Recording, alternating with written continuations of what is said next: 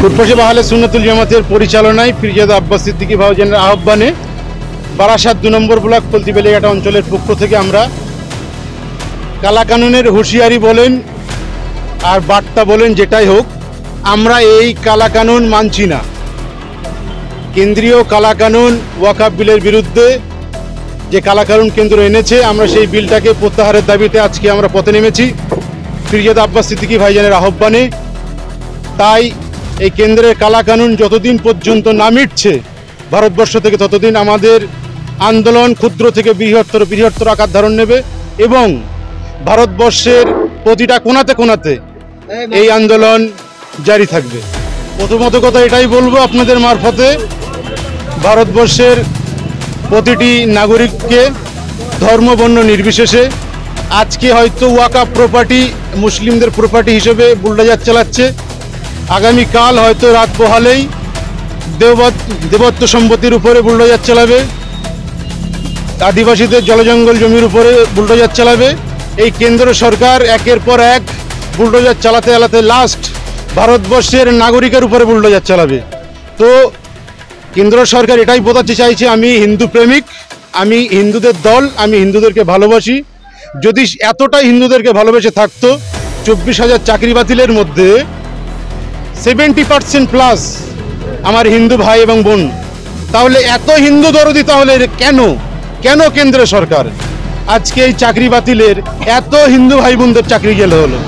তাই ফুরফুরা আহলে সুন্নাতুল জামাত পীরজাদা আব্বাস সিদ্দিকী ভাইজানের আহ্বানে যেমন আজকে ওয়াকফ বিল প্রত্যাহারের দাবিতে নেমেছি, তেমন আজকে এই চাকরির জন্য আমার বোন আমার ভাই তাদের এই যে চোখের জল পড়ছে, এই চাকরির দাবিতেও আমরা নেমেছি।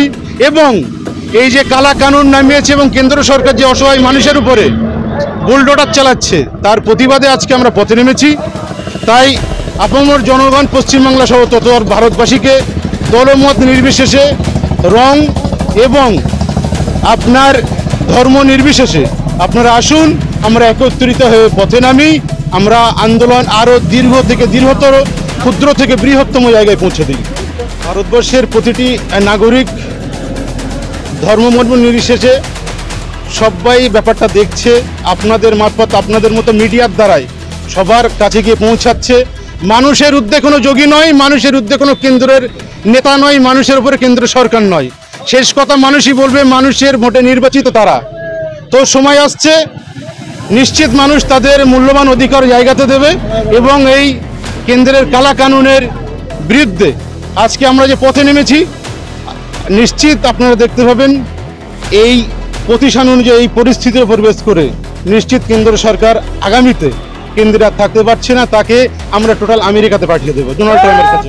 ওয়াকফ বিল বাতিল হচ্ছে, কিন্তু ভারতবর্ষের প্রতিটি মুসলমান ভাই এবং ধর্মপ্রেমিক ভাই এবং ধর্মবর্ণ নির্বিশেষে সবাইকে পথে নামতে হবে।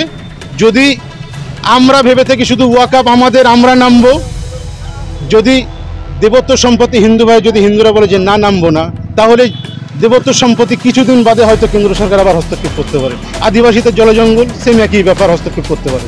তাই আমরা সবাই কাঁধে কাঁধ মিলিয়ে ধর্ম বর্ণ নির্বিশেষে এই গণতান্ত্রিক দেশে আমরা কাঁধে কাঁধ মিলিয়ে প্রতিবাদে নেমেছি। ক্ষুদ্র থেকে ক্ষুদ্রতম বৃহৎ আকারে নেমে এই প্রতিবাদ এবং পীরজাদা আব্বাস সিদ্দিকী ভাইজানের আহ্বানে আসুন, টোটাল যত সংগঠন আছে, দল আছে, সবাই একত্রিত হয়ে আমরা এই প্রতিবাদে সামিল হই।